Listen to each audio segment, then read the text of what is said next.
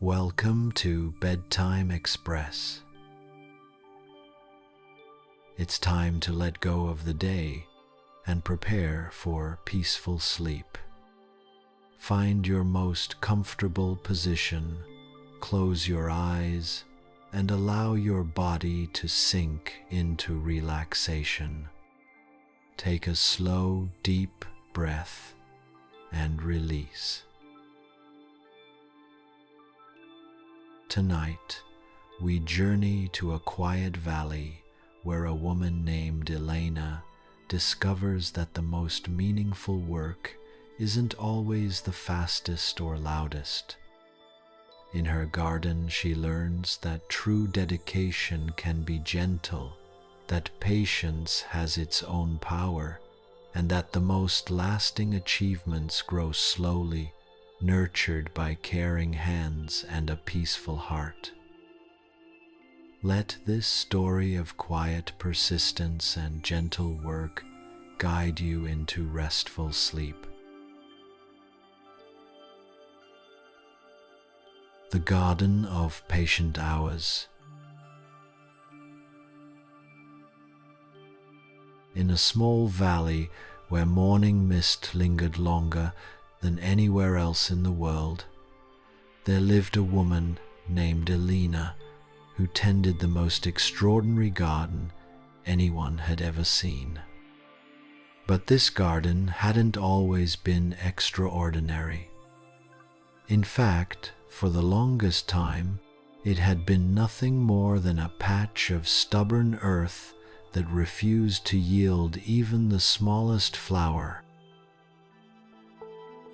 Elena had inherited this land from her grandmother, along with a weathered journal filled with pressed flowers and careful notes written in fading ink. The journal spoke of soil that needed patience, of seeds that required not just water and sunlight, but something more elusive, the gentle persistence of caring hands and a heart willing to wait. When Elena first moved to the valley, she was tired. She had spent years in the bustling city, chasing deadlines and climbing ladders that seemed to grow taller with each rung she managed to reach. Her days had been filled with the sharp sounds of ambition-ringing phones, clicking keyboards, the constant hum of urgency. She had worked hard, yes, but it was a frantic kind of hard work, the kind that left her feeling empty even when she succeeded. The quiet of the valley felt strange at first. Elena would wake each morning to the soft whisper of wind through the tall grass, the gentle murmur of a stream that meandered along the edge of her property. There was no rush here, no demanding voices or flashing screens, just the patient earth waiting beneath her feet. She began simply, as all meaningful work begins. Each morning, Elena would walk the perimeter of her garden plot, learning the lay of the land.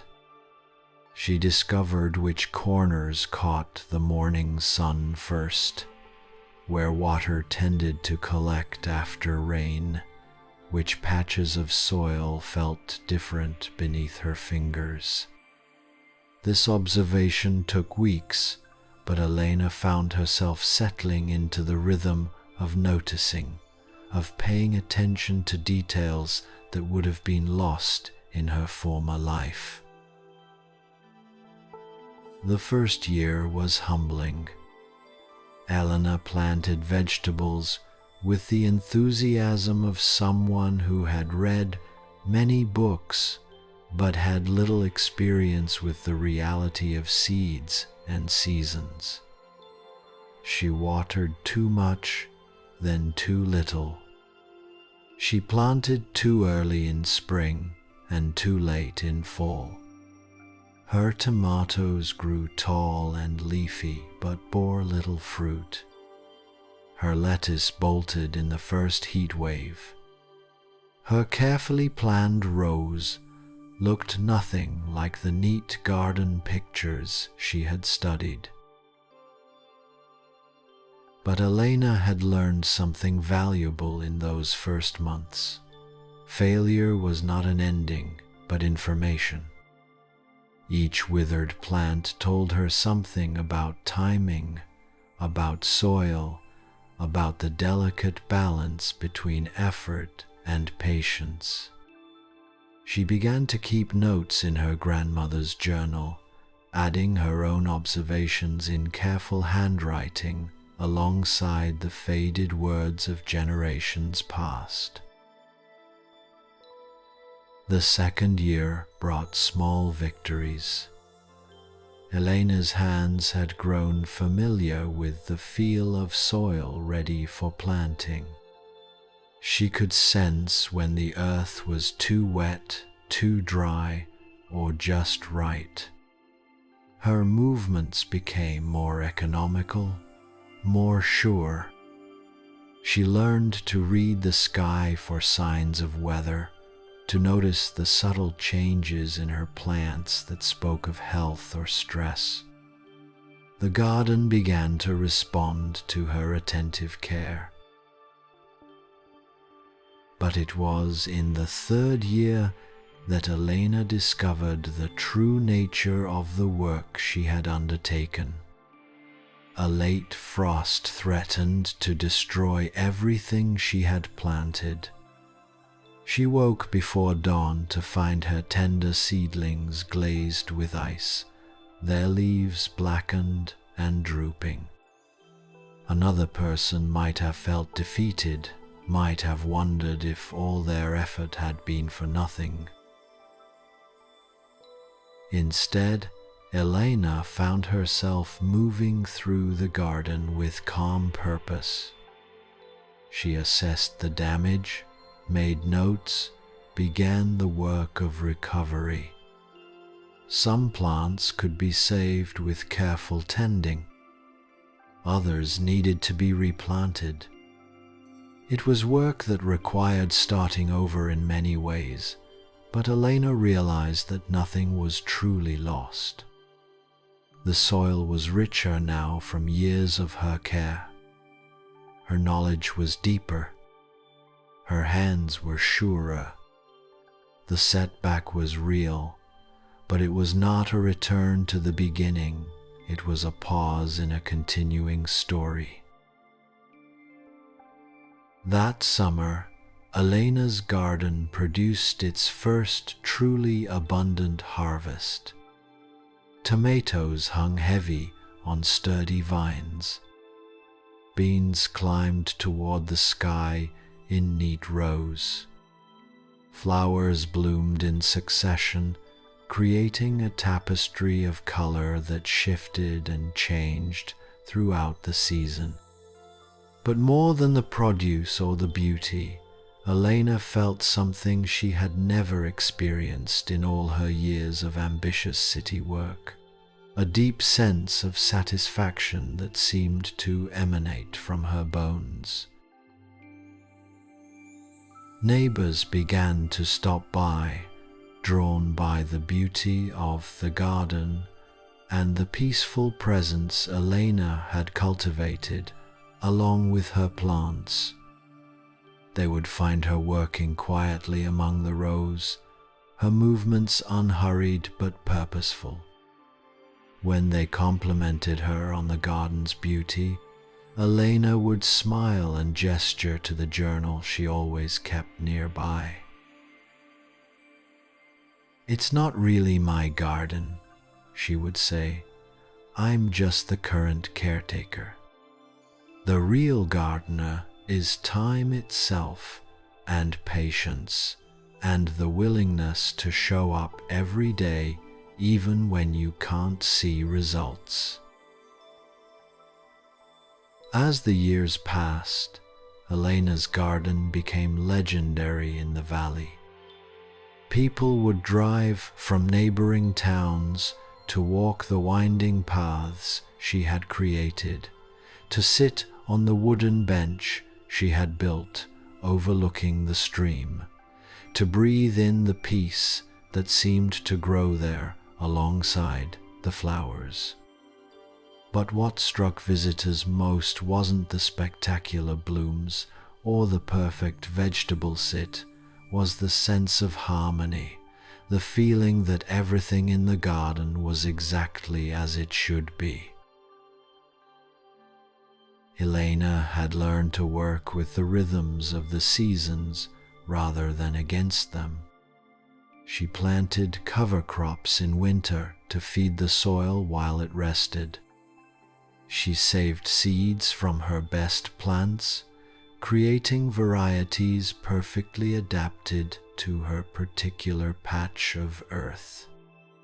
She composted kitchen scraps and fallen leaves, understanding that even what seemed like waste was part of a larger cycle of renewal. The work had changed her too. Her movements had become deliberate rather than rushed. She could spend an entire morning transplanting seedlings and feel as refreshed as if she had slept. Her hands, once soft from office work, had developed calluses that she wore like badges of honor. Her skin had taken on the warm glow of someone who spends time in the sun and wind. But perhaps the most profound change was in Elena's relationship with time itself. In the city, time had been her enemy, always running out, always demanding more speed. In the garden, time revealed itself as an ally. The slow work of building soil, of nurturing growth, of learning the intricate dance between human effort and natural process, this work required time, but it also created time. Each season built upon the last, each year adding depth and richness to what came before. Elena began to understand that the hardest work wasn't always the most visible work. The daily watering, the careful observation, the gentle weeding, these small, consistent actions were the foundation of everything beautiful that grew. It was work that couldn't be rushed or outsourced. Work that demanded presence and attention rather than speed or force. One autumn evening, as Elena sat on her bench watching the last light fade over her garden, she opened her grandmother's journal to a passage she had read many times but never fully understood. The garden teaches us that the most important work happens in the quiet moments between planting and harvest. It is the work of faith that seeds will sprout, that seasons will turn, that patient effort will eventually bloom into something beautiful. Now Elena understood. The garden had been her teacher all along, showing her a different way to work, a different way to live. It had taught her that hard work didn't have to be harsh work, that dedication could be gentle, that the most lasting achievements often grew slowly and quietly, nurtured by consistent care rather than dramatic effort.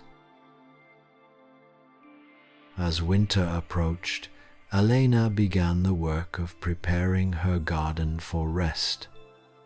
She harvested the last vegetables, collected and cleaned seeds for next year's planting, mulched the beds with fallen leaves.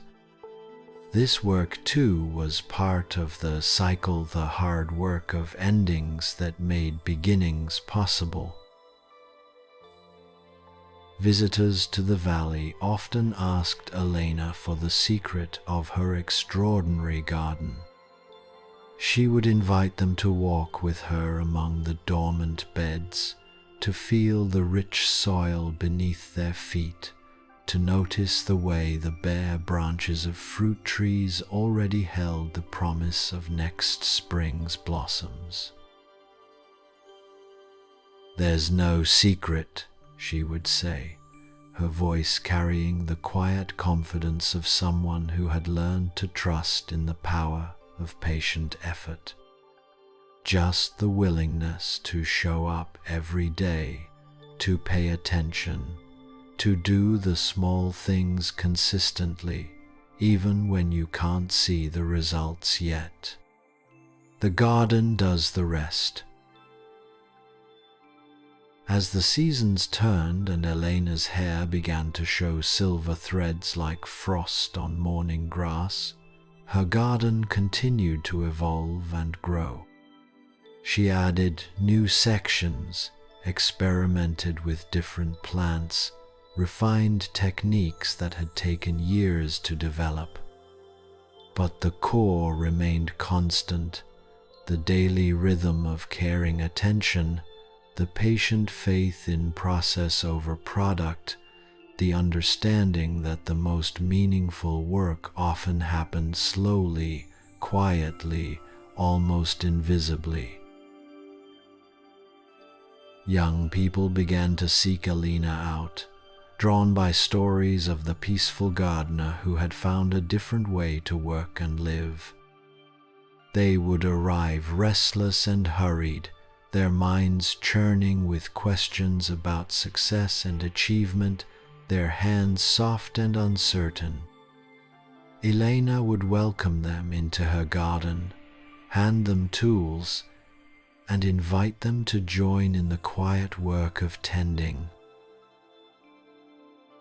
At first, many would grow impatient. They wanted to see results immediately, to measure progress in concrete terms. But gradually, those who stayed began to understand what Elena had learned, that the garden was generous with its lessons for those willing to receive them slowly. They learned that weeds were not enemies to be conquered, but competitors to be managed with steady attention. They discovered that soil health was more important than any individual plant, that the invisible work of building good earth was the foundation of every visible success. They found that working with their hands while their minds grew quiet was a form of meditation more restorative than any they had known. Most importantly, they learned that hard work could be a form of love. Love for the earth, love for the process, love for the quiet satisfaction of doing something well, regardless of who might notice or applaud. Elena began to keep track of the lessons the garden taught in her grandmother's journal, now thick with pressed flowers and careful observations from 3 generations of gardeners. She wrote about the patience required to build soil, the faith needed to plant seeds, the acceptance necessary when seasons didn't unfold as planned. "The garden teaches us," she wrote, "that there is no shame in slow work, in work that cannot be rushed or optimized or made more efficient. Some things simply require time and attention and the willingness to begin again each day without fanfare or drama.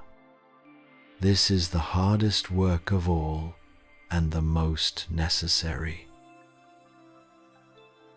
As Elena grew older, she began to think about who might tend the garden after her. She had no children of her own, but the young people who came to learn had become like family. She watched them carefully, not looking for the most skilled or ambitious, but for those who showed the qualities the garden demanded: patience, consistency, the ability to find satisfaction in process rather than only in results.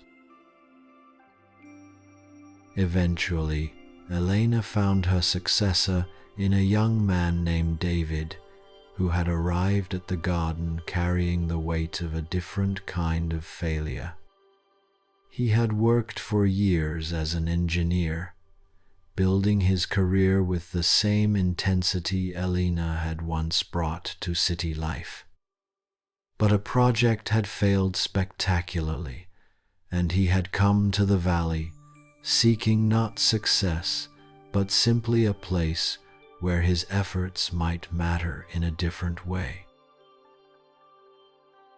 David approached gardening with the same methodical attention he had once brought to his designs, but Elena gently guided him toward a different kind of precision, the precision of observation rather than control, of response rather than force.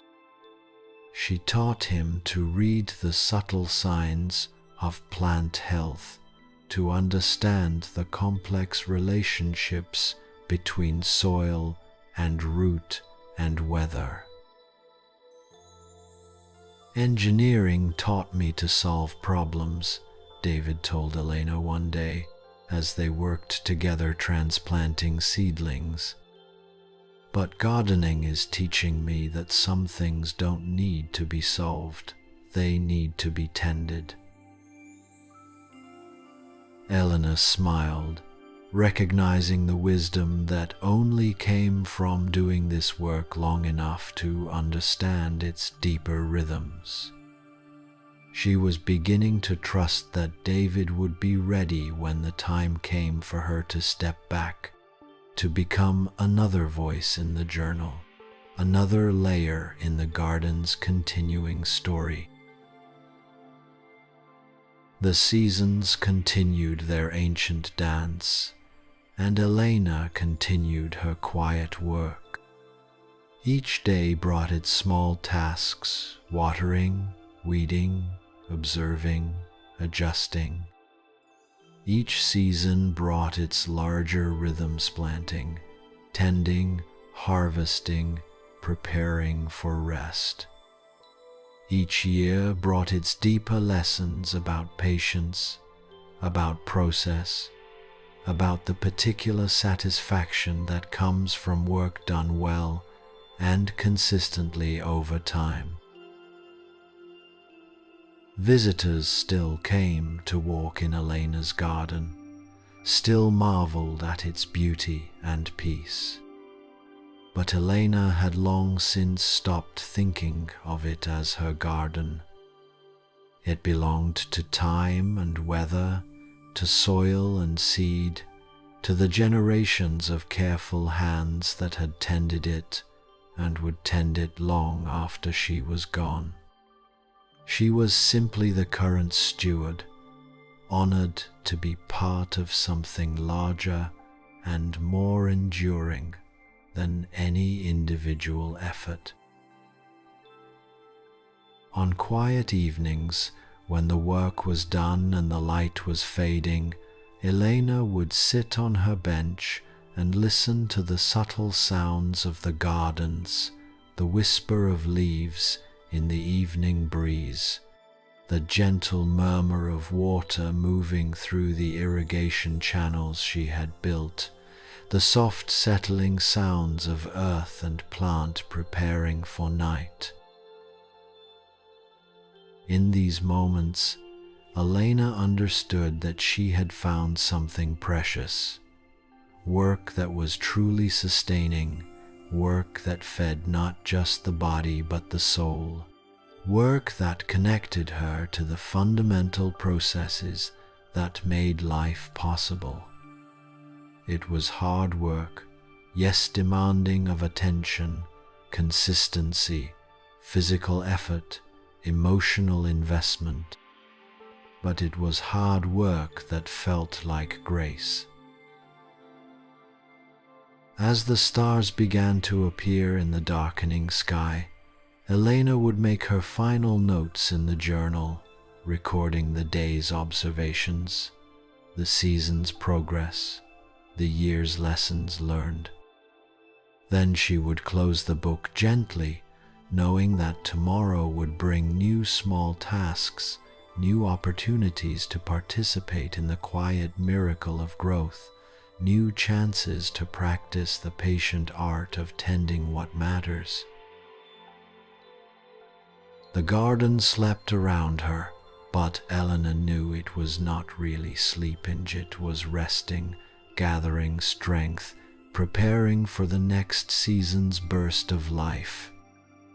And in the morning she would rise and begin again the ancient work of caring for what grows, the work that had no end but also no lack of meaning, the work that taught her every day that the hardest and most important labor is often the quietest, the most consistent, the most willing to wait for results that might not come for seasons or even years.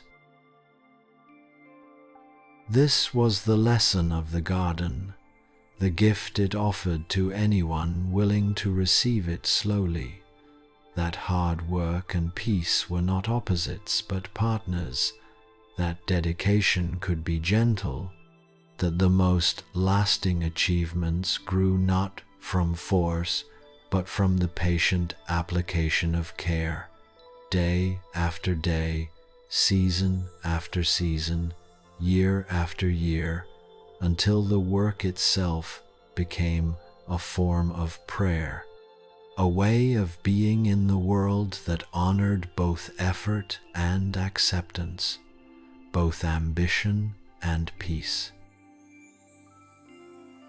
And so Elena continued her work, neither hurried nor slow, but steady as the seasons themselves, tending her garden with the quiet satisfaction of someone who had learned that the most important work often happened in the spaces between planting and harvest, in the patient hours of faithful attention that made all growth possible. In the garden of patient hours, we learn that the hardest work is often the quietest work, and the most lasting achievements grow slowly, tended by hands that understand that dedication can be gentle, and that the most profound success is measured not in speed, but in seasons, not in force, but in faithfulness to the small daily acts of care that make all beauty possible.